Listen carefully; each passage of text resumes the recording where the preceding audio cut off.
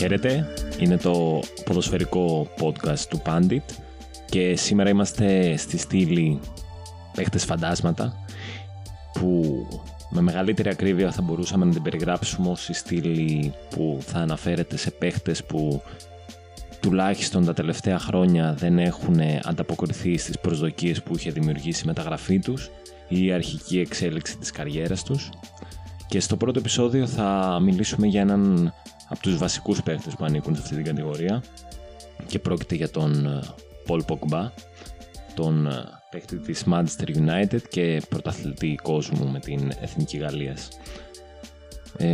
Για να βάλουμε τα πράγματα στο σωστό context και σε μια σωστή σειρά, θα ξεκινήσουμε αναφερόμενοι στο ξεκίνημα της πορείας του Pogba, ο οποίος αναδείχθηκε από τις Ακαδημίες της Brest και σε μικρή ηλικία πήγε στην Αγγλία, όπου μπορούμε να πούμε ότι γαλουχήθηκε, παύλα ορίμασε στη Manchester United με τον Sir Alex Ferguson, ακόμη προπονητή. Εκεί δεν έπειρε ποτέ λεπτά, ή πήρε μάλλον ελάχιστα λεπτά ως νεαρός παίχτης και πήγε στη Juventus. Στη Juventus έκανε τα πρώτα του μεγάλα βήματα και έγινε γνωστό στο παγκόσμιο ποδοσφαιρικό στερέωμα. Μάλιστα το breakthrough του ήταν εντυπωσιακό. Βγήκε καλύτερος παίκτης, νέος παίκτης στον κόσμο. Το 2015, όταν και έφτασε στον τελικό του Champions League με τη Juventus τότε του Allegri ως βασικό στέλεχος εκείνης της ομάδας, και στην τριάδα του κέντρου, αν θυμάστε καλά, είχε Πίρλο, Βιντάλ και Pogba. Αναδείχθηκε στην καλύτερη εντεκάδα της UEFA αλλά και της FIFPro για εκείνη τη χρονιά. Ένας παίχτης που είχε δημιουργήσει πάρα πολλές προσδοκίες τότε. Ένας παίχτης που θεωρούνταν από πολλούς ότι θα διεκδικούσε τότε τη χρυσή μπάλα. Αυτές οι προσδοκίες στη συνέχεια φυσικά, όπως ξέρουμε όλοι, δεν δικαιώθηκαν ποτέ, ή τουλάχιστον για όσους περίμεναν ότι θα συνεχίσει να είναι αυτός ο παίκτης που ήταν. Και μιλάμε για ένα παίκτη ο οποίος είχε πάρα πολύ ενεργό ρόλο και στο αμυντικό αλλά και στο επιθετικό κομμάτι της Juventus στην αρχή της πορείας του. Ένας θα μπορούσε να πει κάποιος σχετικά πλήρης box-to-box midfielder με πολύ καλό έλεγχο της μπάλας, ταχύτητα, τρομακτική ντρίπλα, ειδικά όταν έβρισκε χώρο μπορούσε να διαλύσει τον αμυνόμενο. Ένας παίκτης που έβλεπε γήπεδο, μπορούσε να πασάρει σωστά την μπάλα. Φυσικά είχε και τους κατάλληλους παίκτες γύρω του για να παίξει και ένα σχετικά καλό passing game, αλλά ίσως η μεγαλύτερη δύναμη στο παιχνίδι του ήταν το κομμάτι της επίθεσης στο χώρο, της δημιουργίας στο χώρο και η μακρινή μπαλιά και η ταχύτητα, φυσικά το κατέβασμα της μπάλας. Είναι πράγματα που τα τελευταία χρόνια δεν έχουμε δει από τον ίδιο σε καμία περίπτωση και θα προσπαθήσουμε να αποδώσουμε ίσως ευθύνες, αλλά εντάξει, δεν είναι και αυτή η δουλειά μας. Ουσιαστικά θα δούμε τι είναι η πορεία του, θα κάνουμε κάποιες εικασίες και κάποιες εκτιμήσεις για το τι έφτεξε όλα αυτά τα χρόνια και τι θα μπορούσε να γίνει καλύτερα σε όλη αυτή τη διαχείριση. Αυτή τη στιγμή ο Pogba παραμένει παίκτης της Manchester United. Η πορεία του είναι τουλάχιστον απογοητευτική, τουλάχιστον για τους φίλους της United, αλλά γενικότερα για αυτά που περίμεναν αγοράζοντας τον και εξοδεύοντας 89 εκατομμύρια λίρες το 2016, μπορεί κάποιος με ασφάλεια να πει ότι δεν έχει πετύχει ούτε τα μισά από όσα θα μπορούσαν να φανταστούν τουλάχιστον οι φίλαθλοι της ομάδας τότε. Πρόκειται για έναν παίχτη ο οποίος είναι μέσα και έξω από την βασική εντεκάδα της United τα τελευταία 2 τουλάχιστον χρόνια.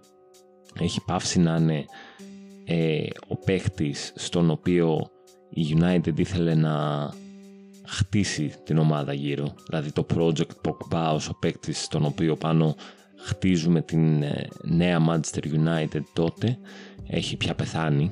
Και έχει πεθάνει αρκετά χρόνια τώρα, νομίζω τουλάχιστον μετά το 17 δεν υπάρχει στο μυαλό των ηθινόντων της ομάδας ως τέτοιο πλάνο. Στο διηνικές έχουν αναλυθεί και άλλοι πρωταγωνιστές φυσικά στην ομάδα, όπως είναι ο Rashford, ο οποίος είναι πιθανότατα το μεγαλύτερο asset στην επίθεση της United, και στη συνέχεια ο Μπρούνο που με την έλευσή του τον Ιανουάριο προσαρμόστηκε αμέσως και αποτελεί ουσιαστικά την κινητήριο δύναμη στην επιθετική λειτουργία της ομάδας. Όμως, για να δούμε κάποια πράγματα σχετικά με τα πιο απλά νούμερα, γιατί αυτά παίζουν ρόλο στην απλή λογική του μέσου φιλάθλου. Και η περσινή σεζόν, η οποία φυσικά χαρακτηρίστηκε και από σοβαρά προβλήματα τραυματισμών για τον ίδιο τον Pogba, αποτυπώνεται σε αριθμούς στο πολύ φτωχό 1 γκολ και 3 assist στην Premier League για τον ίδιο. Η πιο παραγωγική του χρονιά φυσικά ήταν πρόπερση, με 13 γκολ τότε, και κάποιες assist, αν δεν κάνω λάθος, ένα μονοψήφιο αριθμό assist. Φυσικά αυτά τα 13 γκολ πρέπει να πούμε ότι είχε και 10 εκτελέσεις penalty, γιατί ήταν ο βασικός penalty taker της ομάδας, οπότε μπορούμε να πούμε ότι υπάρχει μια μικρή αύξηση των αριθμών, η οποία δεν είναι ενδεικτική της απόδοσής του. Τι μπορούμε να πούμε, ποια είναι η εντύπωση που έχει κάποιος από τον Pogba? Φυσικά κάποιος μπορεί πολύ εύκολα να απαξιώσει την προσφορά που είχε ο ίδιος ο παίκτης στην ομάδα, αλλά δεν ήταν πάντα έτσι. Η πρώτη χρονιά επί Μουρίνιο δεν μπορεί κάποιος να πει ότι χαρακτηρίστηκε από απόλυτη επιτυχία, αλλά η συνεργασία τους δεν είχε πάρει την τροπή που πήρε αργότερα. Να θυμίσουμε ότι το 17 κατέκτησαν το Europa League, το οποίο θα μου πεις ναι, United, Europa League, σιγά τη διοργάνωση, μικρές ομάδες κτλ. Σίγουρα και η ομάδα με το μεγαλύτερο budget ήταν, και ο Pogba είναι ένας παίκτης ο οποίος είναι για Champions League, ή τουλάχιστον θεωρούνταν τότε ότι είναι παίκτης επίπεδου Champions League. Αλλά μια επιτυχία είναι πάντα μια επιτυχία και κανείς δεν μπορεί να απαξιώσει το κομμάτι του ότι κέρδισε το Europa League, ενώ ότι άμα βρεθείς στη συνθήκη του παίζω στο Europa League, τουλάχιστον κέρδισε το. Δεν έγινε κάτι. Φυσικά όμως δεν μπορεί να θεωρηθεί και major τρόπαιο για μια ομάδα σαν τη United σε καμία περίπτωση, όταν έχει ξοδέψει τα λεφτά που έχει ξοδέψει, και για το Pogba που είναι ένας παίχτης που τόσα πολλά περίμεναν από αυτόν. Αργότερα βέβαια αναδείχθηκαν πάρα πολλά προβλήματα και άρχισαν να φαίνονται και στην επιφάνεια. Όλοι θυμούνται φυσικά εκείνο το βίντεο με τον Μουρίνιο, ο οποίος για κάποιο λόγο τότε, είτε επειδή ο Pogba είχε καθυστερήσει να πάει στην προπόνηση, είτε διότι είχε δημοσιεύσει κάτι στο Twitter του που υπονοούσε ότι ναι, τώρα παίζω στη United, αλλά ποιος ξέρει τι θα γίνει στο μέλλον. Ο Μουρίνιο όταν το διάβασε αυτό, όταν άκουσε σχετικά με αυτό, μάλλον ενοχλήθηκε, και υπάρχει ένα συγκεκριμένο στιγμιότυπο όταν μπαίνει στην προπόνηση ο Pogba, όπου ο Μουρίνιο του λέει κάτι σε έντονο ύφος και ο Pogba αντιδρά, πράγμα που φανερώνει τότε την έλλειψη υγείας στα αποδυτήρια, ή τουλάχιστον στις σχέσεις που είχε ο Pogba με τον προπονητή του. Αργότερα και μετά την απόλυση Μουρίνιο, όταν είχε έρθει το χειμώνα ο Solskjaer, το χειμώνα του 18, είχε κάνει ένα ξέσπασμα τότε ο Pogba και έκανε κάποιες εξαιρετικές εμφανίσεις. Φυσικά όλοι έσπευσαν να πούν ότι αναγεννήθηκε και ότι με την φύγη Μουρίνιο τώρα θα δούμε τον πραγματικό Pogba. Μια εντύπωση που σύντομα καταρρίφθηκε από την πραγματικότητα που επικράτησε με την απόδοση του Pogba και τις επιτυχίες μέσα εισαγωγικά της Manchester United του Solskjaer τότε. Μπορούμε να πούμε ότι μετά έπεσε ξανά η απόδοσή του και ξαναβρήκε μέσα εισαγωγικά τον εαυτό του, γιατί δεν μπορεί να πει κάποιος ότι έκανε κάτι τρομερό από πλευράς απόδοσης, αλλά έκανε κάποιες καλές εμφανίσεις και με την έλευση του Μπρούνο τον Ιανουάριο, όταν και έδειξε να δεν είναι πάρα πολύ καλά σε αυτό το δίδυμο σε δημιουργικό επίπεδο μπροστά από το αμυντικό χαφ μαζί με τον Μπρούνο Φερνάντες, και κατάφεραν να ανεβάσουν και πάρα πολύ τη United με ενδιαφέρον ποδόσφαιρο και με καλές εμφανίσεις, και έκαναν και το comeback και μπήκανε στην τετράδα ώστε να βγουν στο Champions League φέτος. Η φετινή χρονιά δεν ξεκίνησε με τους καλύτερους Ιωνούς, αντιθέτως τα πράγματα έχουν ξεκινήσει πολύ άσχημα για τον Pogba, ο οποίος δεν βρίσκει πάντα τον εαυτό του στην αρχική εντεκάδα της ομάδας. Πολλοί κόσμος θα μπορούσε να πει δικαιολογημένα, και δημιουργείται σε πολλούς και η εντύπωση η γνωστή ότι ο Pogba πουλάει και σταριλίκι, οπότε και του αξίζει να είναι εκτός της ομάδας της Manchester United. Αυτή είναι μια δήλωση που τον είχε κάνει παλιότερα ο Μουρίνιο, ο οποίος όταν δεν τον είχε βάλει σε έναν αγώνα Europa League τότε είχε πει ότι το να είσαι star δεν σε καθιστά αυτόματα βασικό στην ομάδα μου. Τι είναι όμως αυτό που φταίει? Αυτό είναι ένα βασικό ερώτημα. Τι είναι αυτό που φταίει για τον Pogba και πλέον η συνεργασία του με την ομάδα του Manchester μοιάζει περισσότερο, θα μπορούσε να πει κάποιος, με μια χρυσή φυλακή για τον ίδιο, όπου δεν μπορεί να εκφραστεί στο γήπεδο, δεν μπορεί να παίξει το ποδόσφαιρο που τουλάχιστον πιστεύαμε ότι μπορεί να παίξει, και μιλάμε πάντα για ένα παίκτη που είναι μόλις 27 ετών αυτή τη στιγμή, και είναι και σίγουρα μια τραγικά κακή επένδυση για την ομάδα του Woodward, ο οποίος είναι συνηθισμένος μάλιστα και στο να πετάει λεφτά σε τελείως λάθος μεταγραφές τα τελευταία χρόνια και μετά τη φυγή φυσικά του Sir Alex. Εγώ θα θέσω κάποιους παράγοντες, γιατί θέλω να κάνω μια σύγκριση με τον Pogba που βλέπουμε στην εθνική του ομάδα, στην ομάδα της Γαλλίας, και τον Pogba που βλέπουμε τα τελευταία χρόνια στη Manchester United, και πως οι εντυπώσεις για την απόδοση αυτού του παίχτη είναι διαφορετικές, 100% διαφορετικές. Πρώτος παράγοντας θέλω να θέσω πάνω σε αυτή τη διαφορά. Ποιος είναι ο Pogba στη Γαλλία? Τι είναι? Ποιος είναι ο ρόλος του? Τι συμπαίκτες έχει? Κάθε πότε παίζει ίσως στην εθνική Γαλλίας? Γιατί είναι διαφορετικό να θεωρείς ότι το να παίζω με την εθνική μου ομάδα είναι ένα διάλειμμα από την πραγματικότητά μου, και είναι διαφορετικό το να είσαι καθημερινά στην προπόνηση με τους συμπαίκτες σου, και συνήθως σε ένα κακό κλίμα, γιατί σπάνια το κλίμα στη United είναι καλό, με μερικές σποραδικές καλές εμφανίσεις και μετά ξανά στη μιζέρια, γιατί πρόκειται για μια ομάδα που όλοι περιμένουν να πρωταγωνιστήσει και να κάνει πρωταθλητισμό, όχι να κάνει κάποιες καλές εμφανίσεις μες στη χρονιά και να εξασφαλίσει την έξοδο στο Champions League. Λοιπόν, βλέποντας τη Γαλλία, υπάρχει ένας πολύ σημαντικός παράγοντας, και ο πρώτος είναι οι συμπαίκτες από τους οποίους απαρτίζεται ο Pogba. Πρόκειται για παίχτες πολύ ψηλού επίπεδους, καταξιωμένους στις ομάδες τους, παίχτες οι οποίοι παίζουν για χρόνια σε κορυφαίες ομάδες.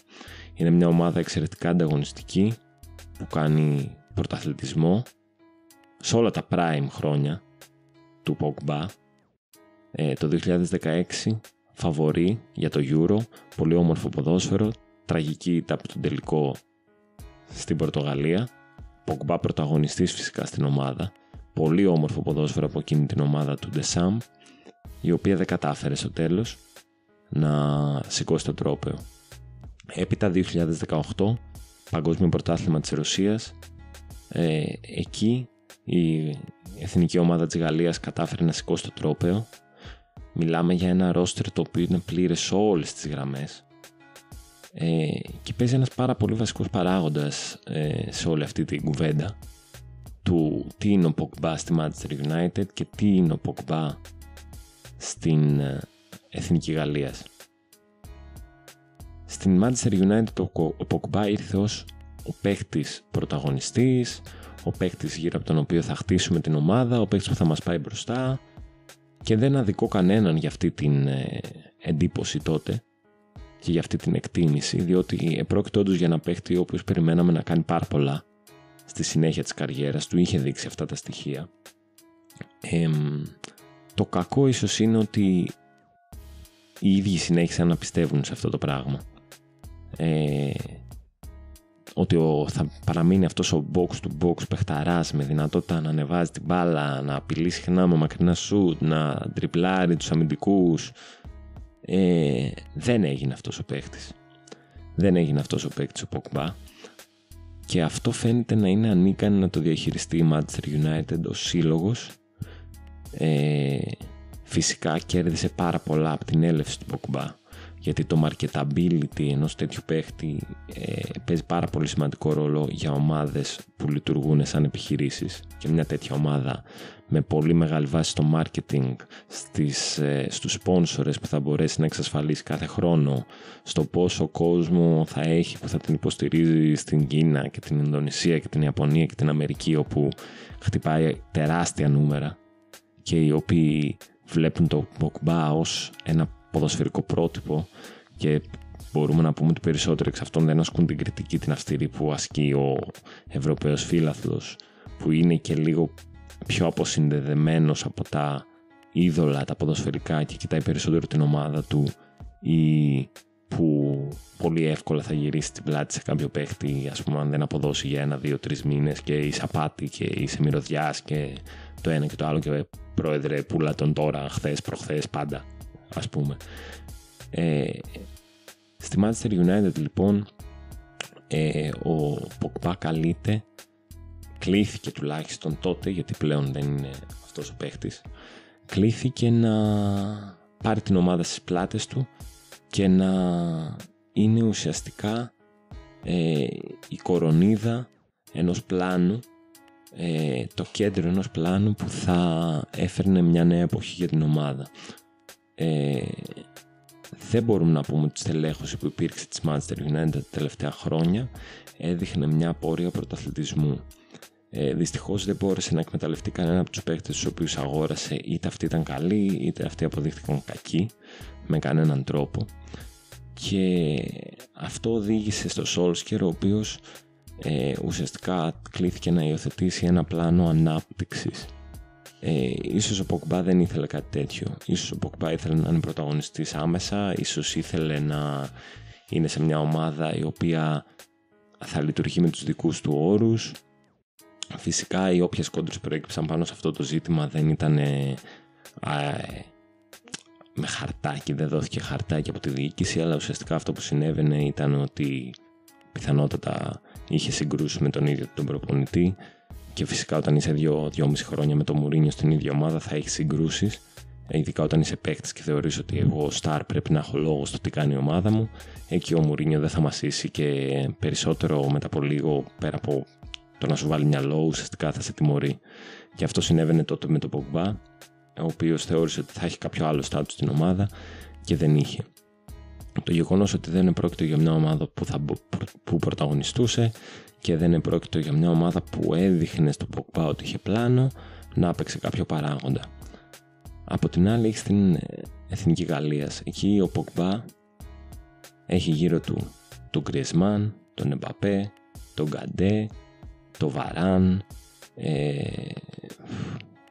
έχει πάρα πολλούς παιχταράδες γύρω του, τον Martial που τον έχει στη United, τον Lloris στο τέρμα, τον Umtiti, όχι πλέον φυσικά, κυρίως στις ομάδες που πρωταγωνίστησαν και κατάφεραν να σηκώσουν τρόπαια. Γενικά έχει γύρω του μια ομάδα που αποτελείται από παίχτες οι οποίοι είναι εξαιρετικά ταλαντούχοι και σε καθιστούν αυτόματα competitor για οποιαδήποτε διοργάνωση μεγάλη, όπως φάνηκε τελικός Euro, τρόπο παγκοσμίου πρωταθλήματος, παγκοσμίου κυπέλου το 18 στη Γαλλία. Εκεί λοιπόν με αυτούς τους παίχτες που βρίσκονται στην Εθνική Γαλλίας, ο Pogba ουσιαστικά δεν μπορούμε να πούμε ότι έχει τον πρωταγωνιστικό ρόλο. Ούτε μπορεί κάποιος να πει με άνεση ότι είναι ο νούμερο ένα στάρ της ομάδας και η ομάδα χτίζεται από γύρω του. Αυτό το πράγμα δεν ισχύει σε καμία των περιπτώσεων. Εκεί πέρα ο Pogba, και αυτό αξίζει να το σημειώσουμε, γιατί τα νούμερα μιλάνε από μόνα τους και δείχνουν ένα παίχτη ο οποίος δεν αποδίδει διαφορετικά στη Γαλλία από ό,τι αποδίδει στη Manchester United. Και μπορούμε να πούμε ότι τουλάχιστον στα μεγάλα τουρνουά που τα παρακολουθεί κάποιος με μεγαλύτερη αφοσίωση, και έχουν και μεγαλύτερη αξία φυσικά, γιατί ακόμα και πιο αδύναμες ομάδες εκεί πέρα εμφανίζονται πιο ανταγωνιστικές σε σύγκριση με τα προκριματικά που διεξάγονται ή την απάτη του Nations League, αυτό το ανέκδοτο.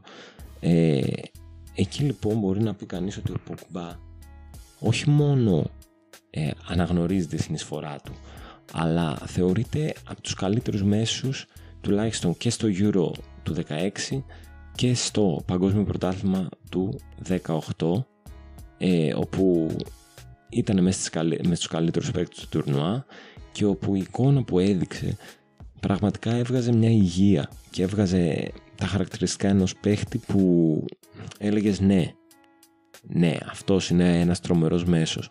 Αλλά για να δούμε λίγο τα δημιουργικά του χαρακτηριστικά και στα δύο context.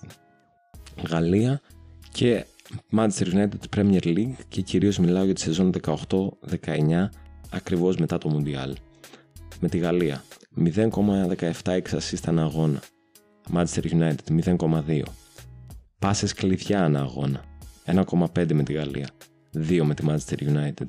Πάσες στο τελευταίο τρίτο του γηπέδου, στο επιθετικό τρίτο, 8,5 με τη Γαλλία στο Μουντιάλ, 8,8 με τη United στην Premier League. Πάσες μέσα στην αντίπαλη περιοχή, 1,8 με τη Γαλλία, 2 με τη Manchester United. Ενέργειες που δημιουργούν shoot, 3,5 για τη Γαλλία και πάλι παραπάνω, 4,3 για τη Manchester United. Αυτό, τα νούμερα φυσικά είναι κοντά.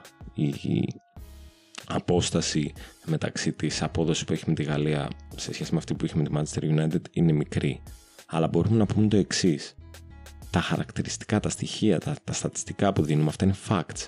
Δεν λέω την άποψή μου αυτή τη στιγμή. Αυτά είναι κάποια facts που είναι facts που έχουν να κάνουν με το κομμάτι της δημιουργικότητας. Ποιες είναι οι πάσεις του, ποιες είναι οι πάσεις του στην επίθεση, πώς συνεισφέρει δημιουργικά από αυτό το πιο deep-lying playmaker ρόλο που έχει ως ποδοσφαιριστής, γιατί δεν είναι παίκτης που θα παίξει δεκάρι και θα επιχειρήσει πάρα πολλά shoot και πάρα πολλές τρίπλες και πάρα πολλές κάθετες πάσες και πάσεις στην πλάτη. Είναι deep-lying playmaker ο άνθρωπος. Αυτά τα χαρακτηριστικά, τα νούμερα είναι ακριβώς ίδια. Αποτυπώνουν την απόδοση του ίδιου παίκτη. Πώς είναι δυνατόν στη Γαλλία αυτός ο ποδοσφαιριστής να θεωρείται τόσο σημαντικός για το κέντρο της ομάδας και αναντικατάστατος, και στην Premier League να είναι το μαύρο πρόβατο της ομάδας, ο τεμπέλης, ο παίκτης φάντασμα, ο ανώνυμος που μπαίνει σε κάθε αγώνα και δεν κάνει τίποτα. Δύο πράγματα. Πρώτα απ' όλα, τρόπος παιχνιδιού της ομάδας εντελώς διαφορετικός. Δεύτερον, ποιους παίχτες έχεις γύρω σου και πώς αυτοί οι παίχτες αξιοποιούν έστω και αυτό το πράγμα που θα κάνεις. Δηλαδή πόσες πάσες θα κάνεις στο τελευταίο τρίτο του γηπέδου με τη Γαλλία και θα τις εκμεταλλευτούν ο Γκριεζμάν και ο Μπαπέ και δεν ξέρω εγώ ποιος άλλος, και στη Manchester United θα δυσκολευτούν ακόμα και να κάνουν μια τελική από μια πάσα κλειδί που θα τους δώσεις. Πώς γίνεται αυτό? Πολύ χαμηλότερο επίπεδο των συμπαικτών του σε τεράστιο βαθμό, και δεν μπαίνω σε επίπεδα ψυχολογίας το πώς μπαίνει ένας παίχτης και παίζει και με τη μία ομάδα δεν μπορώ να παίξω, δεν μου βγαίνει, και με την άλλη. Αυτό είναι άλλο κομμάτι, αυτός είναι άλλος παράγοντας εντελώς. Εδώ μιλάμε για παράγοντα με νούμερα. Είναι ξεκάθαρο. Κάνει τα ίδια πράγματα μες στο γήπεδο, τουλάχιστον σε αυτές τις δύο σεζόν. Που δεν είναι ούτε καλύτερη του σεζόν στη Manchester United, δεν είναι ούτε χειρότερη του. Είναι μια μέτρια σεζόν, είναι το average του. Αυτά κάνει μες στο γήπεδο. Δυστυχώς η ομάδα του δεν μπορεί να το αξιοποιήσει. Και φυσικά, τρίτος παράγοντας σε αυτό το κομμάτι είναι το πώς ο ίδιος ο προπονητής μπορεί να αξιοποιήσει τα στοιχεία που έχει ο Πογμπά. Θεωρώ ότι δεν υπάρχει συνεννόηση ούτε μεταξύ του Solskjaer ούτε μεταξύ του Πογμπά. Γιατί όταν έχεις δύο ανθρώπους, τον προπονητή και τον ποδοσφαιριστή, όπου ο προπονητής, ο συγκεκριμένος ο Solskjaer, μια συνταγή ξέρει να φτιάχνει για να παίξουν οι παίκτες του. Μια συνταγή έχει. Εγώ τα μακαρόνια τα φτιάχνω έτσι. Έτσι θα ρίξω σάλτσα μου, έτσι θα κάνω οτιδήποτε, έτσι θα βάλω το τυρί μου, έτσι θα βράσω τα μακαρόνια μου. Μια συνταγή έχει ο άνθρωπος. Δεν έχει πολλά παραπάνω. Αυτό κάνει. Δεν έχουμε δει πιο μονοδιάστατη ομάδα τα τελευταία 2 χρόνια στην Αγγλία. Αυτό κάνει. Τέλος. Δεν πρόκειται να κάνει κάτι άλλο. Θα παίξω με την αντεπίθεση, θα παίξω στο κοινό χώρο, θα κάνω ό,τι μπορώ. Όταν θα βρω κλειστές άμυνες από πίσω, θα βάλω ένα γκολ. Τσούκου με το ζόρι, κάνα πέναλτι. Εκεί πέρα, δυστυχώς, ένας παίκτης με τα χαρακτηριστικά του Πογμπά δεν έχουν καταφέρει να τον αξιοποιήσουν σωστά. Διότι Στην αντεπίθεση η μπάλα θα φύγει απευθείας στους επιθετικούς, στους 3 μπροστά, Martial, Greenwood, Rashford ή Bruno, οποιοσδήποτε επιτίθεται, και ως παίχτης που παίζει στο double pivot όταν βρίσκεται στην άμυνα Pogba ή όταν παίζει από αριστερά και δεν ανεβαίνει κατευθείαν, δεν έχει τις ευκαιρίες να πάρει τη σκητάλη στο δημιουργικό παιχνίδι της ομάδας. Αντιθέτως, σε μια ομάδα σαν τη Γαλλία που είναι συνηθισμένη να παίζει σε κλειστές άμυνες, αρκετά συνηθισμένη, και μπορεί να μην είναι πολύ καλή σε αυτό το παιχνίδι και το χαρακτηριστικό της να είναι οι αντιπιθέσεις με τον Εμπαπέ, αλλά μπορεί να το κάνει και αυτό, λίγο χειρότερα αλλά το κάνει. Εκεί βλέπεις ότι αυτά τα νούμερα, τα οποία είναι ίδια και ο τρόπος παιχνιδιού του Pogba, αξιοποιείται σε πολύ μεγαλύτερο βαθμό και φαίνεται και στο ίδιο το παιχνίδι. Εκεί πας λοιπόν στον παράγοντα του προπονητή. Ξέρει ο Ντεσάμ, ένας πολύ πειθαρχημένος προπονητής, ένας προπονητής με εμπειρία, τι να ζητήσει από τους παίχτες του. Τα πράγματα είναι ξεκάθαρα και δεν το έμαθε εύκολα. Στο Μουντιάλ του 2014 δεν παρουσίασε τόσο καλή εικόνα. Ειδικά στο προημιτελικό με την Γερμανία καταβαραθρώθηκε, δεν έπαιξε καθόλου μπάλα. Όχι ότι οι Γερμανοί παίξανε, αλλά αυτό το 1-0 τον πόνεσε και αυτός αποκλεισμός. Και πλέον έχει μετατραπεί σε έναν προπονητή ο οποίος επιδιώκει και κοιτάει μόνο το αποτέλεσμα. Παίρνει ό,τι μπορεί να του δώσει ο κάθε παίχτης και κάθε παίχτης λειτουργεί σαν ένα γρανάζι στη μηχανή της ομάδας. Φυσικά η μεγαλύτερη επιρροή του για να πάρει αυτή τη στροφή ήταν το Euro του 16, όπου η Γαλλία έπαιξε όμορφο, γρήγορο ποδόσφαιρο, συνδυασμούς, δημιουργία, ευκαιρίες, γκολ. Φανταστικό ποδόσφαιρο από τους Γάλλους εκείνο το Μουντιάλ. Πραγματικά εντυπωσιακό ποδόσφαιρο, με τον Griezmann να είναι στα καλύτερά του τότε. Τα είχε όλα. Και έχασε από τη χειρότερη ομάδα που έχει πάρει Euro. Τουλάχιστον για όσο καιρό βλέπω εγώ ποδόσφαιρο, τι να σου πω τώρα, από το 2004 και πιο μπροστά, ας πούμε, ό,τι έχω δει με highlights, ντοκιμαντέρ, αγώνες. Δεν ήταν αυτή η ομάδα, ας πούμε, για να παίρνει Euro. Της το σήκωσε ο Σάντος, η μαεστρία του, το συντηρητικό ποδόσφαιρο, το αμυντικό σύστημα, το άστρο, γιατί είχε άστρο με 3 ισοπαλίες να περάσει όμιλο, δεν έχει ξαναγίνει αυτό. Αυτό το σύστημα με τους 3 που περνάμε τον όμιλο, ας πούμε, είναι ένα ανέκδοτο. Άλλο ανέκδοτο της UEFA, μας έχει ταράξει τελευταία.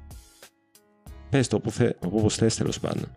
Το έκλεψε με Σάντος, με Ρονάλντο και τον τελικό με Έντερ, με εκείνη του Στάρα. Και έκλεψαν μέσα στη Γαλλία το Euro, μέσα στο Παρίσι, και διέλυσαν το πάρτι των Γάλλων τότε.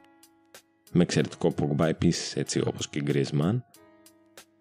Όπως, ας πούμε, ρε παιδί μου, σκάει η αστυνομία την ώρα που λες πω τώρα θα βάλετε καλά τα κομμάτια, ας πούμε. Και αυτό έχει διαφορετικές αναφορές για τον καθένα. Άλλοι θα πούν 80s, άλλοι θα πούν πανκές, άλλοι θα πούνε βασιλικαρά, ξέρω εγώ. Και κάπως έτσι πήγε σαν τους μπάτσους και διέλυσε το πάρτι η Πορτογαλία μέσα στη Γαλλία. Και εκεί ο Ντεσάν μεταμορφώθηκε και αποφάσισε να μεταμορφώσει και την ομάδα του. Πήρε μάθημα και άλλαξε τελώς. Πήγε στο Μουντιάλ του 18 με το πιο πλήρες ίσως ρόστερ της διοργάνωσης, δηλαδή σίγουρα το πιο πλήρες, μαζί με τους Γερμανούς που ήταν χάλια, μαζί με τη Βραζιλία που ήταν μεγάλο φαβορί και δεν έπαιξε την καλή μπάλα που περίμεναν όλοι, και ίσως και την Ισπανία, η οποία άλλαξε τον προπονητή 2 μέρες πριν παίξει, άλλο αστείο. Ήταν η πιο πλήρης ομάδα σε όλες τις γραμμές. Ακόμη και ο πάγκος της ήταν για να παίζουν βασική στο Μουντιάλ. Και εκεί έπαιξε ποδόσφαιρο αντεπίθεσης, utility 100%, utilitarian στο μέγιστο βαθμό, έδινε στον Εμπαπέ την μπάλα, έτρεχε, έδινε στον Griezmann, έφτιαχνε, και είχε στο κέντρο το δίδυμο Καντέ, τριάδα μάλλον, Καντέ, Pogba, Matuidi, όπου ο Pogba είχε έναν πιο προωθημένο ρόλο, αλλά όχι τόσο προωθημένο, αλλά ανέβαινε και στο τελευταίο του γηπέδου αρκετά, και χωρίς να ενθουσιάσει, low-key, σιωπηρά, έκανε άριστα τη δουλειά του. Έκοβε, μετέφερε την μπάλα μπροστά, τάιζε τους επιθετικούς του, επιχειρούσε για κανένα σουτ που και που, μήπως βάλει κανένα γκολ, έτσι ωραίο να μείνει. Και ήταν από τους κορυφαίους της διοργάνωσης. Σιωπηρά. Τίποτα. Γιατί δεν ήταν το νούμερο 1, γιατί δεν ήταν ο παίκτης από τον οποίο περιμένουμε και γιατί δεν είναι και ο παίκτης ο οποίος θα κατακρίνουμε. Και εκεί πέρα φάνηκε ο παίκτης όχι που θέλαμε να γίνει ο Πογμπά, που περιμέναμε να γίνει ο Πογμπά το 13 και το 14 και το 15 όταν πήγε στη Manchester United, αλλά ο παίκτης που είναι τώρα ο Πογμπά και ο παίκτης που έχεις απέναντί σου και θα το χρησιμοποιήσεις. Ο Ντεσάμπ κατάλαβε ποιον παίκτη έχει, του έδωσε το ρόλο που του ταιριάζει, δεν ζητούσε λαγούς με πετραχίλια, ζήτησε να κάνει αυτό που χρειάζεται για την ομάδα και το πέταχε. Και μπορεί κάποιος να πει και ότι οι προσδοκίες που είχε ο κόσμος της United, οι φίλοι της United και η διοίκηση ίδια, είναι και το 50% της καταστροφικής πορείας που έχει ο ίδιος ο παίχτης, και από δικό του λάθος κατά βάση και από λάθος της ομάδας. Διότι δεν θεώρησε κανείς ότι μπορούμε, ότι ρε παιδί μου, ξέρεις κάτι, εντάξει, πήραμε ένα παίχτη που είχε α, β, γ στοιχεία και τελικά μας βγήκε ότι έχει γ, δ, ε. Έτσι. Πάρ' τον και αξιοποίησέ τον με διαφορετικό τρόπο. Αλλά μην τον μετατρέπει σε μαύρο πρόβατο, σε δακτυλοδεικτούμενο,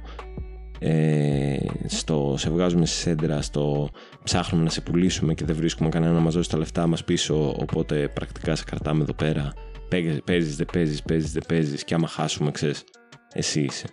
Αλλά γενικά όλη η πορεία του στη Manchester United μπορούμε να πούμε ότι είναι ένα roller coaster, ας πούμε, που πηγαίνει πάνω κάτω και βασικός παράγοντας σε αυτό το ζήτημα είναι ο ίδιος ο παίχτης, ο οποίος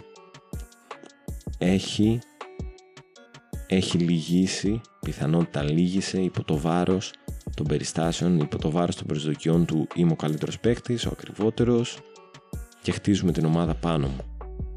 Δεν μπόρεσε να σηκώσει αυτό το φορτίο, όχι φανέλες και χαζομάρες, δεν μπόρεσε να σηκώσει το φορτίο του παίρνω μια ομάδα ή μπαίνω σε μια ομάδα τώρα και τη χτίζουμε όλοι πάνω μου. Και αυτό ήταν μεγάλος παράγοντας για το Πογμπά. Εκεί παίζει ρόλο η ψυχολογία του λοιπόν. Θέλει ο ίδιος να συνεχίσει να είναι παίκτης της Manchester. Είναι ξενερωμένος με το γεγονός, που φυσικά είναι βασικά ξενερωμένος με το γεγονός ότι βρίσκεται σε μια ομάδα που δεν τους πιστεύει. Δεν πιστεύει τον προπονητή του. Δεν πιστεύει ότι η διοίκηση έχει ένα πλάνο. Δεν πιστεύει τους συμπαίκτες του. Πιθανότατα. Ή τουλάχιστον τους περισσότερους από αυτούς. Και ξέρει ότι δεν τον πιστεύουν κιόλας. Δεν τον πιστεύει κανείς πλέον. Αν έλεγες τώρα, ας πούμε, δώσε το Πογμπά σε μια ομάδα και πάρε δύο πολύ πιο μέτριους παίκτες από αυτόν, με λιγότερες προοπτικές και με λιγότερες περγαμηνές, πιστεύω θα τον δίνανε. Πιστεύω θα το δίνανε και λίγο με τη λογική του ότι άντε πάει πια τόσα χρόνια που χτίσαμε, ας πούμε. Αλλά φυσικά και υπάρχουν και πολλά ρεπορτάζ τα οποία είτε είναι βαλτά από τη United είτε είναι πραγματικότητα, που δείχνουν ότι είναι ένας αντιδραστικός χαρακτήρας, ότι η στάση του απέναντι στην ομάδα, αυτό το ego που βγάζει ως παίχτης, δημιουργούν μια τοξικότητα. Π.χ. πρόσφατα βγήκε και είπε ο ίδιος ότι ναι, είμαι παίκτης Manchester United, όνειρό μου είναι μια μέρα να παίξω στη Real Madrid. Δεν βγαίνεις ρε να τα πεις αυτά τα πράγματα. Είναι δυνατόν να είσαι σε μια ομάδα, δηλαδή άμα έπαιζες στη Sampdoria βγες και πες το, άμα έπαιζες στην Augsburg βγες και πες το, παίζεις στη Manchester United. Δεν έχεις τη δυνατότητα, δεν έχεις το δικαίωμα να λες έχω σαν όνειρό μου να παίξω στη Real Madrid. Αυτά τα πράγματα έχουν ένα συγκεκριμένο άνθρωπο πίσω φυσικά. Ο παίκτης δεν κάνει δηλώσεις έτσι και όλα αυτά είναι πατροναρισμένα με συγκεκριμένο τρόπο ώστε να εκμεύσουν πολύ δικά τους πράγματα, να δημιουργείς leverage, να δημιουργείς πιέσεις και να έχεις ισχύ να έχεις λόγο. Γιατί ο Pogba εδώ και ένα χρόνο τουλάχιστον μοιάζει ξένο σώμα στη Manchester United. Πίσω από αυτές τις δηλώσεις λοιπόν είναι κατά πάσα πιθανότητα ο μάνατζερ του Pogba, ο Μίνο Ραϊόλα, ο γνωστός, ο πασίγνωστος, ο μάνατζερ, αυτός ο τρισμέγιστος επιχειρηματίας, πολιτής και οπωσδήποτε θες πες τον, ο άνθρωπος που από την πιτσαρία έφτασε να έχει 20 παίχτες, 30 παίχτες top class στον κόσμο, Μακέντα πρώτος ας πούμε. Και αν δεις το πώς λειτουργεί ο ίδιος ο Ραϊόλα και το πώς λειτουργούν οι ίδιοι οι παίχτες του, ποια είναι η συμπεριφορά τους, θα δεις ένα μοτίβο. Και είναι κάτι που ο ίδιος ο Ραϊόλα έχει φυσήσει στους παίχτες του, είτε θεωρείται ότι τους βοηθάει στην αποδοσή τους, είτε στο κομμάτι του marketing, στην αύξηση των εσόδων τους, των χορηγιών τους κτλ. Αυτό είναι ότι χτίζει μια εικόνα στην οποία ο ποδοσφαιριστής φωνάζει εντός και εκτός γηπέδου, είμαι star, είμαι πρώτος, κάνω αυτό που γουστάρω. Αυτό κάνει. Δεν θα πω το κλασικά ότι ο Pogba αλλάζει τα μαλλιά του κάθε 3 μέρες και χτενίζεται και τα βάφει και τα κάνει. Είναι μερικά πράγματα που τα βλέπεις απλά από τη στάση του σώματος, από το πώς συνομιλεί με τον προπονητή του, από πλάνα, από τις προπονήσεις, για να μην μιλήσω για posts σε social media και τα λοιπά που προβάλλουν ένα ιδιαίτερο lifestyle κάθε φορά. Και αυτό προβάλλεις lifestyle όλη την ώρα, ότι εδώ με την παρέα μου μουσικάρες, εδώ αράζουμε, παίζουμε το πρό μας, πάντα θα είμαι στυλάτος, πάντα το ένα, πάντα το άλλο. Προφανώς ο καθένας έχει δικαίωμα να κάνει ό,τι θέλει στην προσωπική του ζωή, αλλά όταν είσαι star ποδοσφαίρου έχεις και κάποιες ευθύνες, γιατί ξέρεις ότι ο κόσμος μιλάει και δεν φταίς εσύ γι' αυτό, αλλά πάντα προσπαθείς να είσαι λίγο πιο low key. Γιατί είμαι ένας παίκτης και βάφω τα μαλλιά μου κάθε 5 μέρες, προφανώς μπορείς να τα αλλάζεις και κάθε μία μέρα, κανείς δεν σου πει κάτι. Ή μάλλον θα σου πει πολλοί κόσμος κάτι, αλλά αυτός ο κόσμος είναι για μπάτσες. Αλλά το θέμα είναι ότι ένας ποδοσφαιριστής, ας μην είμαστε αθώοι, δεν το κάνει μόνο επειδή εγώ έχω την πετριά και κάθε 3 μέρες αλλάζω τα μαλλιά μου, ας πούμε. Προφανώς αυτά τα πράγματα έχουν κάποιο κομμάτι marketing από πίσω. No doubt about that. Δεν μπορεί κάποιος να μην το πει αυτό. Δεν γίνεσαι μόνο sports icon, γίνεσαι και fashion icon. Κάνω τα μαλλιά μου έτσι, φοράω αυτά τα ρούχα. Όλα αυτά έχουν χορηγίες από πίσω. Δεν είναι τυχαία. Και όταν δημιουργείς ένα παίχτη ο οποίος είναι star, αυτό το πράγμα σημαίνει ότι τον πλασάρεις σαν star επί παντός επιστητού επίπεδου, είτε είναι για ρούχα, είτε είναι για μαγιό, είτε είναι ως ποδοσφαιριστής, είτε είναι τα παπούτσια του, είτε είναι τα μαλλιά του, είτε τα γυαλιά του. Προσπαθείς παντού, είτε είναι οι μουσικές του προφανώς. Τα έχουμε δει αυτά πάρα πολύ και από τον Neymar που διαφημίζει γνωστούς του και λέει ορίστε εδώ έχω αποκλειστικό αυτό το κομμάτι του τάδε, και τα βάζει ας πούμε σε stories στο Instagram και γίνεται χαμός από κάτω και ξαφνικά γίνεσαι super γνωστός προφανώς. Το ίδιο συμβαίνει και σε αυτή την περίπτωση. Αυτό κάνει λοιπόν ο Ραϊόλα. Χτίζει την εικόνα στην οποία ο ποδοσφαιριστής φωνάζει είμαι star, είμαι πρώτος, κάνω αυτό που γουστάρω. Αυτό είναι το χαρακτηριστικό του. Είμαι πρώτος, είμαι αυτό που γουστάρω.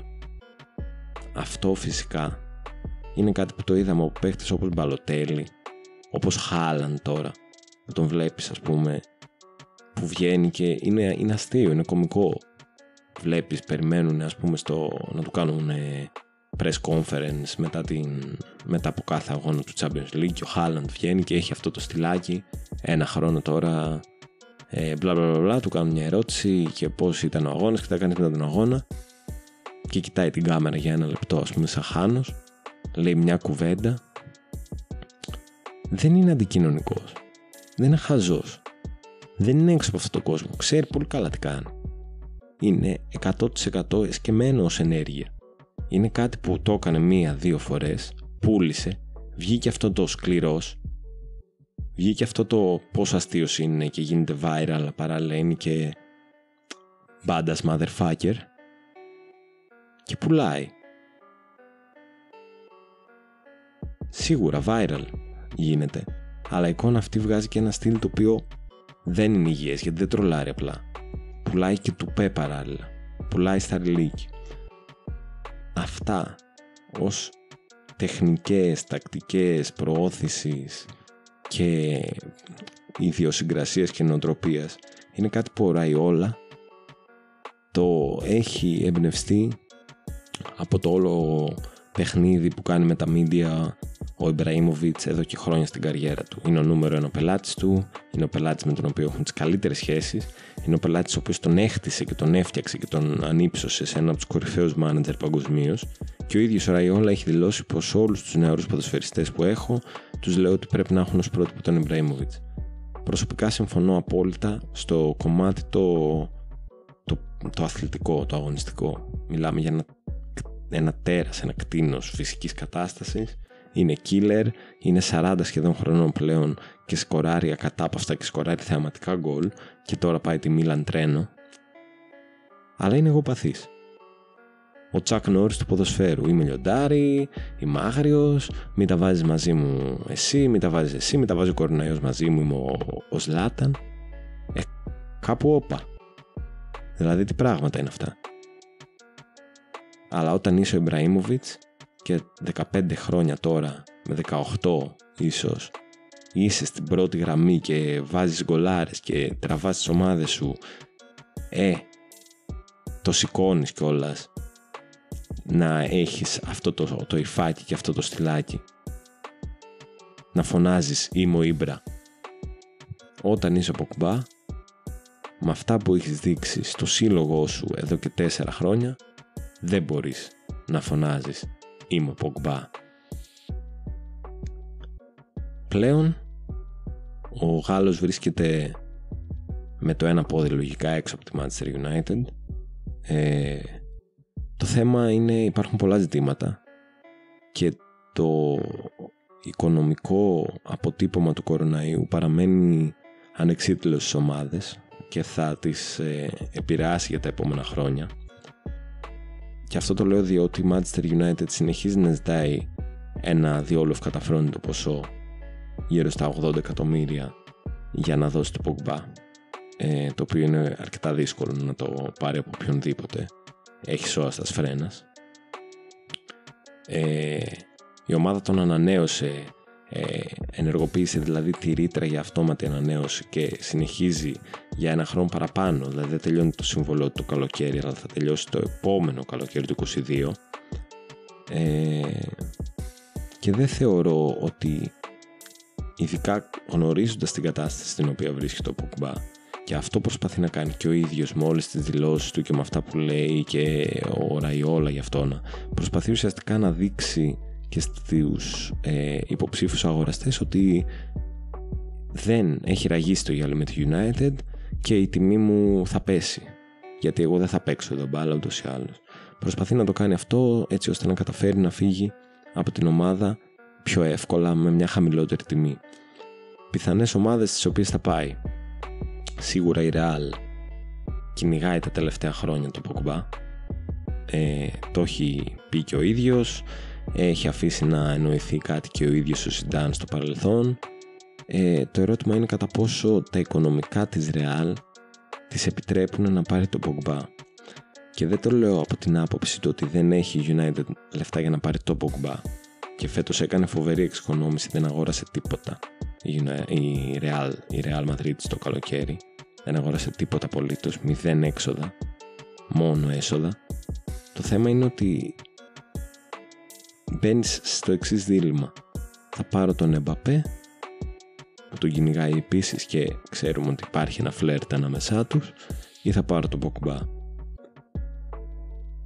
Εντάξει, δεν νομίζω ότι κάποιος έχει κάποια αμφιβολία ως προς το τι θα διάλεγε να κάνει η Real Madrid, ποιον παίκτη θα διάλεγε από τους δύο, αλλά και λίγη υπομονή να έχει. Μέσα στα επόμενα 2 χρόνια ένας από τους δύο θα είναι έτσι και αλλιώς ελεύθερος, οπότε πιστεύω ότι άμα έκανε υπομονή για κάποιον θα είναι ο Pogba. Ο Mbappé φαίνεται αρκετά πιο δύσκολο να φύγει από την Paris Saint-Germain αυτή τη στιγμή, και από άποψη τιμής και από άποψη ότι θέλει να κερδίσει από ό,τι έχω καταλάβει το Champions League με την πάρει ο ίδιος, γιατί υποστηρίζει και την ομάδα από τα παιδικά του χρόνια. Πολύ δυνατή πιστεύω στο παιχνίδι για την απόκτηση του Pogba θα είναι και η Πάρη, η οποία πάντα κινείται λίγο αργότερα βέβαια. Είναι μια ομάδα η οποία κάνει μεταγραφές τις οποίες δεν τις περιμένεις και γίνονται γνωστές σχετικά αργά. Δηλαδή σε αυτό το κομμάτι έχει εξασφαλίσει τη δυνατότητα του να μην διαρρέει στον τύπο το ότι πάει να πάρει αυτόν και εκείνον και παίρνει παίκτες από το πουθενά τα τελευταία χρόνια. Και πιστεύω ότι όταν ανοίξει η αγορά και όταν φανεί ότι ο παίκτης αυτός είναι διαθέσιμος, υποψήφια είναι φυσικά και η Juventus του Πίρλο, αν είναι ο Πίρλο εκεί, αν παραμείνει και, μέχρι και μετά και για την επόμενη σεζόν, με τον οποίο ήταν συμπαίκτης και ίσως πιστεύει στις δυνατότητες του. Είδαμε ότι απέκτησε το Μωράτα φέτος η Juventus, που ξεκίνησε πολύ επιτυχημένα τη σεζόν, με τον οποίο ήταν συμπαίκτης με τον Πίρλο. Ίσως θέλει να βασίζεται σε παίκτες με τους οποίους έχει συνεργαστεί στο παρελθόν και είναι και ταλαντούχοι παίκτες έτσι κι αλλιώς. Οπότε ο Πίρλο, παρότι έχει μια πολύ βραχυχρόνια, θα πει κανείς, προπονητική εμπειρία, ίσως να ξέρει πώς να εκμεταλλευτεί τις δυνατότητες του Pogba, να τις αξιοποιήσει. Για κάποιο λόγο εγώ θα βάλω και το όνομα της Μίλαν μέσα στο παιχνίδι, η οποία, αν συνεχίσει την καλή πορεία της, δεν θα μιλήσω για τη διεκδίκηση του σκουντέτο, αλλά θα πω ξεκάθαρα ότι είναι μια ομάδα που μπαίνει πάρα πολύ δυνατά στο παιχνίδι του να εξασφαλίσει πρόκριση για το Champions League του χρόνου, που είναι κλειδί για τέτοιες μεταγραφές και η οποία θα μπορεί να βγει Ευρώπη γιατί τελειώνει τη μορία της και παράλληλα θα έχει τη δυνατότητα να κάνει μεταγραφές γιατί είναι χαλαρότερο το finance fair play αυτό το καλοκαίρι λόγω του κοροναϊού, και είναι μια ομάδα στην οποία έχει και πολλές διασυνδέσεις σε Ραϊόλα έτσι κι αλλιώς η Μίλαν. Πάντως ένα είναι δεδομένο, και αν ο Pogba είναι υγιής τα επόμενα χρόνια, είναι πολύ δύσκολο να είναι χειρότερος σε οποιαδήποτε ομάδα πάει το καλοκαίρι από ό,τι είναι τα τελευταία χρόνια για την Manchester United. Αυτό ήταν το σημερινό επεισόδιο, το σημερινό podcast, για παίχτες φαντάσματα, παίχτες απαξιωμένους, παίχτες που ήταν θεωρητικά top class και δεν έχουν δικαιώσει τον τίτλο αυτό. Από το Bandit, γεια χαρά σε όλους.